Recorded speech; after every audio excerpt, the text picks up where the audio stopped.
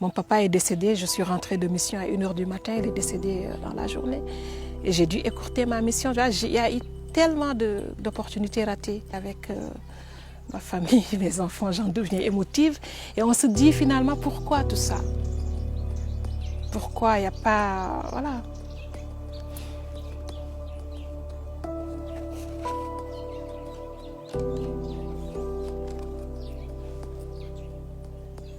Je pense que j'ai fait le bon choix et je n'ai pas de regrets.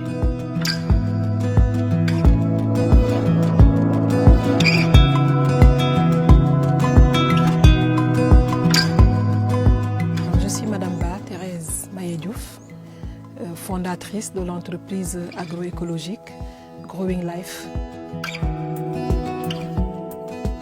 Il y a eu un moment besoin de changer de vie, de monde, voilà, de faire ce qu'on a envie de faire, d'avoir un impact beaucoup plus touchable, palpable. Et comme j'avais déjà cette passion-là pour l'agriculture, donc ce qui a démarré par être un projet de vie personnelle, donc s'est transformé en un projet d'entreprise, donc sociale et solidaire autour de l'autonomisation de la jeune fille et de la femme. Ce qui m'a motivée à tourner le dos, on va dire, parce que je suis souvent décrite comme la folle du village, à commencer par ma propre famille qui ne comprenait pas ce choix de laisser ce confort salarial, ce confort matériel, voilà, ces voyages, ces missions, et de se tuer à la tâche dans un espace où il n'y avait pas un arbre quand je suis arrivée. Là, j'ai fait une petite plantation de manioc, mais c'est vraiment le manioc qui fond. Voilà, on va arrêter toute l'importation là et essayer de faire pousser les choses à la maison. Voilà. Et puis ça, c'est une variété de basilic, donc c'est le basilic sacré. On m'a parlé de fierté mal placée, on m'a parlé de crise de 45 ans, on m'a parlé de tout, mais je pense que c'est juste un geste aussi de survie. Mon premier marché, je me rappelle, il y avait des selfies à tout va parce que c'était aussi une sorte de bête de foire, la fonctionnaire internationale, madame la directrice qui vend ses tomates au marché fermier. Et moi, j'ai adoré. Et l'amour de la terre, franchement, pour être honnête, c'est au Laos où j'avais envie de manger du gombo que je ne voyais pas, du bissap vert que je ne voyais pas, que j'ai demandé à mon époux qui rentrait du Bénin de me ramener des semences.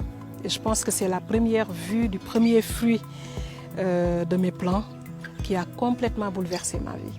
Ce que j'ai planté pour la première fois de ma vie, c'était du gombo et du bissap. Et les enfants, je vous laisse ça, donc je pense qu'on ne va pas mourir de faim, ça va être pour le déjeuner.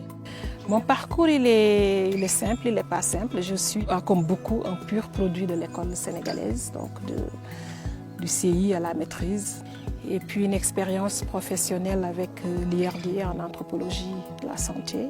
Maîtrise en santé de la reproduction, population développement à l'université de Dakar. Avant de prendre une bourse de 3e cycle avec une spécialisation en santé de la reproduction. Et puis ma carrière internationale a démarré à partir de là avec la JICA. Je suis la directrice d'un programme régional qui couvrait 9 pays. Et c'est de là, franchement, où j'ai senti la lassitude. On court pourquoi, pour qui, et on prend le choix. Pour moi, ça a été assez simple, assez clair, assez limpide, d'un retour d'une vie plus sereine, plus calme auprès de mes enfants que j'ai délaissés pendant des années, de mon époux. Aujourd'hui, cette ferme-là, pour moi, c'est de l'autonomisation de moi-même. Aujourd'hui, je ne dépends pas du salaire de quelqu'un. Je ne dépends pas du dictat d'un bailleur de fonds. Je dépends de ce que la terre veut bien me donner et mes bailleurs de fonds, ce sont mes clients. Donc j'aimerais que chaque femme aujourd'hui, dans ma zone et au-delà, puisse un jour pouvoir bénéficier de ça et ne dépendre de personne d'autre que de soi-même.